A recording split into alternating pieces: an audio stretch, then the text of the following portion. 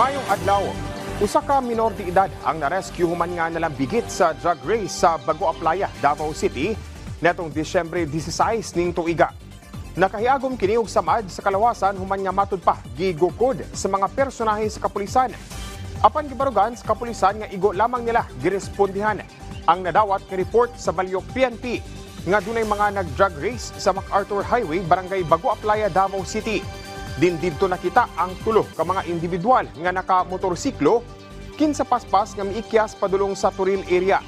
Hinoon na corner sa mga otoridad ang minor de edad nga rider nga dala ang motorsiklo nga walay plate number. Andam sab sumala pa ang DCPO sa bisan unsa mang investigasyon ug silot kung tinuod man ang aligasyong dunay kalapasan sa bahin sa mga niresponding pulis.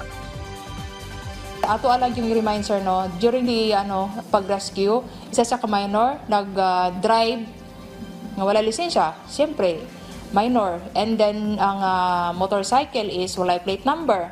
So ang ato alang yun sir maghatag taon na mag-take tag ang yun action on the level sa Davao City Police Office sa Balyok Police Station o kanang charges against the parents or the guardians of the rescued minor. Kay bawal yun siya sir no, bawal ang pagkupot o kanang motorcycle wala siya lisensya, and then almost 2 AM sir, so kadlawon siya na rescue, so dapat na siya sihang panimalay o wala sa gawa. Arestado ang usa ka babae human kini gihong nangawat og mga tsokolate sa usa ka gambalay sa Bangkal, Davao City. Ang suspect gilang nga si alias Gail, 27 anyos, nga residente sa Venus Street, Purok 3, Barangay Crossing Bayabas, Turil, District, Davao City.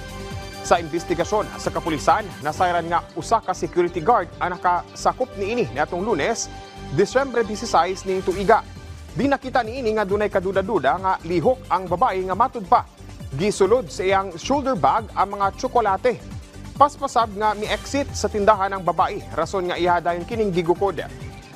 Na-recover gikan sa maong babae ang siyam ka mga pack sa usa ka milk chocolate brand ug 6 ka pack sa white chocolate nga mukhang tinadtanan ug kapin 3,300 pesos. Gidala dayon kini sa kapulisan alang sa saktong disposisyon. Og mo kadto ang mga nagunang balita dinhi sa PTV Davao. Ako si Jay Lagang para sa Pambansang TV sa Bagong Pilipinas.